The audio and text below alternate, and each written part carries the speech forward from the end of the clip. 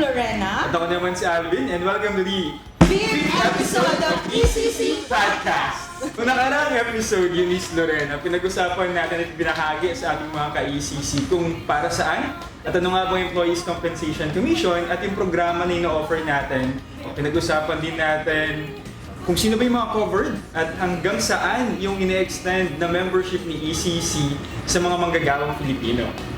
So kasama din po sa mga natalakay natin, yung mga compensability, yung filing process natin, at yung mga remedies sakaling ma-deny ang ating application. So, para ma-refresh yung ating mga viewers, balikan natin kung ano nga ba yung mga mahalagang bagay tungkol sa Employees Compensation Commission. Wow, sana all binabalikan. Kaya naman, heto na, let's roll. At simulan na natin ang ating question and answer. Kaya naman, Sir Alvin, for my first question, sino po ang covered sa ilalim ng EC program at kailan ito magsisimula? Sa programa ni ECC, sa EC program, covered natin sa lahat ng mga nakikinig sa atin, nanonood, lahat po ng empleyado both in the public and in the private sector. Sa pribadong sektor, automatic covered natin yung mga mandatory or compulsory members ng SSS. Kasama na dyan yung mga self-employed members natin, yung mga kasambahay, yung mga C-based OFWs, covered din natin yung mga yan. Sa public sector naman, lahat po ng mandatory members ng GSIS automatic ay covered din ng ating programa. Hindi lang yung mga mandatory members ng GSIS, maging yung mga uniform personnel po natin ay kasama sa mga pinoprotektahan ng programa po natin. Kailan nagsisimula yung coverage ng ECC? Sa mga mandatory members po ng ating programa, yung mga merong employee-employer relationship, nag-start yung kanilang coverage sa ECP sa unang araw pa lamang ng kanilang trabaho.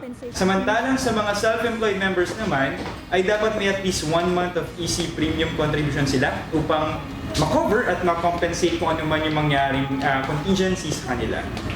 So, meron naman tayong pangalawang tanong na nanggaling sa SMS po. So, ano ba yung mga contingencies Kaya ba ito? covered ng Employees Compensation Program? Ang contingencies na covered ng Employees Compensation Program dapat lamang po ay work-related or work-connected ang mga contingencies na ito. Ito po yung mga sickness, mga disability, or worse no, death. So kung kayo po ay naka-encounter ng work-related contingencies, maaari po kayo mag-avail ng benefits and services ng Employees Compensation Program. So, Lorena, time to shine mo na. Ang Oh my gandang God. question natin, Lorena. Ano yung mga benepisyo na ipinagkakaloob natin sa ating mga covered members sa ilalim ng EC program? May 7 tayo na benepisyo under Employees Compensation Program. Unang-una dyan yung sickness. Easy sickness ang tawag doon. Tapos pangalawa is disability benefits. Pangatlo is death and with funeral benefits. Meron din tayong rehabilitation. Na nag-offer ng rehabilitation para sa ating mga PWRDs. Meron din tayong cash assistance at meron din tayong kagabay program. Okay, so yung rehabilitation natin, Ms. Lorena, is kasama na dyan yung mga pagbibigay natin ng prosthesis, mga therapy, no? Kasama mo. So very good po yan para sa mga workers natin na naka-encounter ng work-related disabilities. Okay, for my next question naman para sa ito, Sir Alvin, Come again. sakaling mamatay ang mga empleyado dahil sa work-related na sakit o aksidente, sino ang maaaring makatanggap ng EC benefits? So, sa mga workers natin na huwag naman sana, pero sa kasawiang palad na matay ng dahil sa trabaho, tulad na nabanggit ni Lorena kanina, meron tayong death at funeral benefits na pwedeng ma-claim ng mga beneficiaries natin. Okay? So, sino nga bang pwedeng makatanggap? Una is of course yung mga primary beneficiaries natin. Kapag sinabi natin primary beneficiaries, kadalasan ito yung mga asawa kung legally married yung namatay natin na empleyado at yung mga anak nito. Kung sakali naman na single or hindi kasal yung ating namatay na empleyado, pwedeng makapag-file ng claim yung mga secondary beneficiaries na tinatawag natin. Kasama na dyan yung mga parents natin, yung mga magulang natin, yung mga kapatid natin. Okay, so sila most of the time, yung mga pwedeng mag-file at mag-claim ng mga benefits po sa ating programa. Kung ano ba ang pwedeng ma-avail ng isang worker kapag nagkaroon siya ng contingencies na work-related? So, paano nga ba? Sino ba yung pwedeng mag-file ng EC claim, Ma'am Eunice, at saan po ito pinafile? Okay, no, so paliwanag natin. Dalawang klase po kasi ito, no, yung mga workers natin, isang private sector at meron naman tayong public sector. For the private sector po, kayo po ay mag-file ng inyong EC benefits and services sa SSS. At At kung maitatanong nyo, no, sa SSS po ay online filing na po tayo.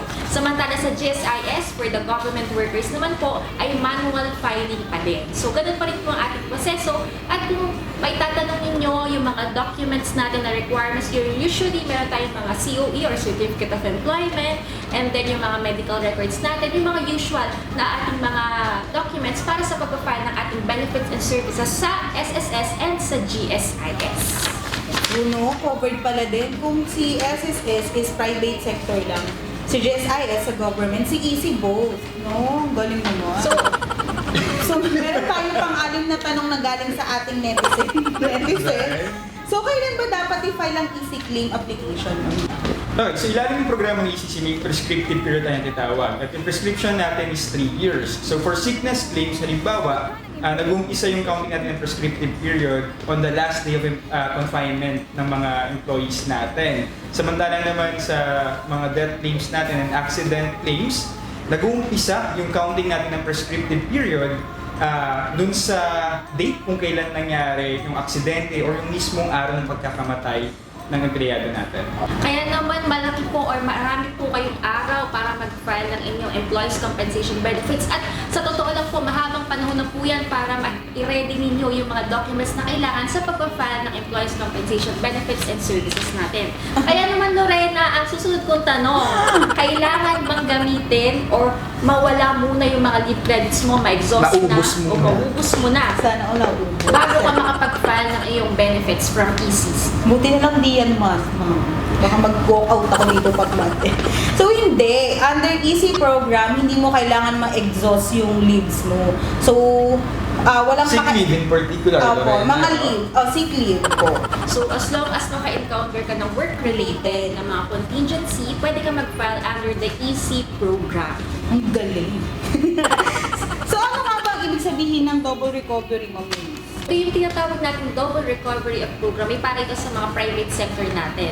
Sa mga private sector, mandatory members ng SSS, kung sakali po kayo ay maka-encounter ng work-related contingencies, maaari po kayo mag-file ng inyong SSS benefits, and on top of that, kung work-related ang nangyari, maaari pa kayo mag-avail ng EC benefits and services. Kaya tinatawag itong double recovery of benefits. Para sa ating mga GSIS or mandatory members ng GSIS natin, meron tayong tinatawag na exclusivity of benefits. Kaya naman po, whichever is higher, kung GSIS benefits or EC benefits, yun lamang po ang inyong pipiliin kung ano yung mas mataas, syempre. Siyempre. Yeah, that's for directly the same benefits. Doon nag-a-apply yung exclusivity of benefits natin. But for the funeral benefits sa mga manggagawa ng gobyerno, yung funeral benefit naman sabay po natin pwedeng i-claim. Parang yun lang yung benefit na sabay na pwedeng i-claim kay GSIS at kay ECC. Okay? Kung sakali naman yun is na ma-deny yung application for EC claim ng mga empleyado natin, anong remedyo ang pwede natin i-offer sa kanila?